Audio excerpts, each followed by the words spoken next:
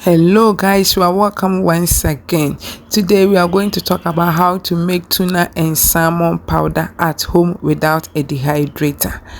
As you wait for me, please take the opportunity to subscribe, share and like. Don't go anywhere.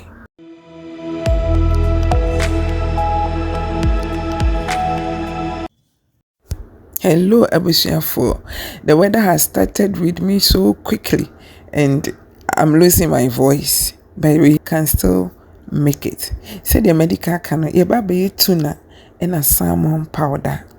Said the way we normally mempe processed product. Intino me kai say during our JSS time na me tea say China omo akoma enkura aduane bi ama nkura bebre ewo asemi tena ma adwene mu che inti me started say me wuni nyina na ehye ma adwene mu ena me yobi so a me ni nje processed food ho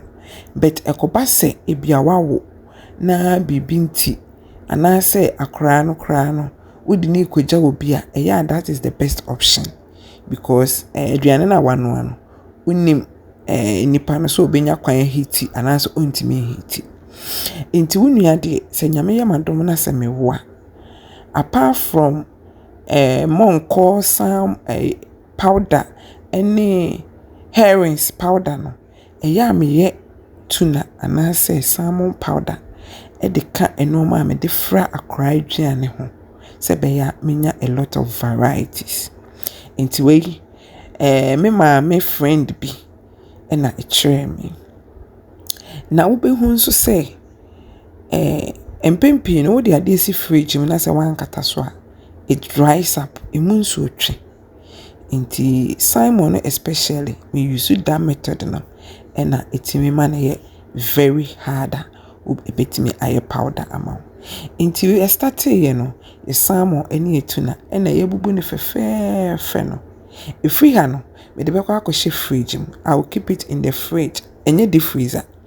openly like this opa be ye gubu inti we de shemu kakra bia obo say dry moisture no ekofom inti hwe sa ade we eye emutu eni banku na me de share fridge no mama ankata so wahu de aye dendenden se wugya hye acha ebetimi an dry up unya ba akokra inti we me de share fridge mu be 3 day me wadaje a metimi de hye me 1 week 2 weeks ebehye ebeye den kama inti we de share oven ma just a small time bi na dry up kama ama if you would see a wiem kra na a dry season say ya ebe wo fine ama wo de share fridge mu kakra inti wo nhwe a dry I very hard even salmon no but salmon because it contain a lot of oil ninti no wo na isesa kala inti say na salmon so ababe but a dry fun but when na iron you still smell the original flavor of salmon ewo ayini inti after that me imagine say me the table mortar any pestle ebewo amaka anyi because na ayenden pa inti me kohwie gu ma wadu akese mu na wonhwe me sisi ya ema emububu eye nketo akakra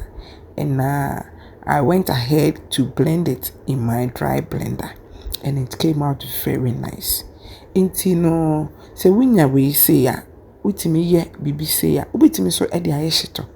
inti ubon say bia wanya salmon hyeto wanya tuna hyeto ya a dry already we tuna hyeto wa ha enokwa ya dry but it came out very nice but utimi dry ni say nso so a ema na ebentam ema inti me yamuwe ye no ena me huhu so kakra because salmon no entimi anyemuhu no na oil no edaso wo mu no gise wo de net bi ti say emoso kakra ena be ma no aye aba out but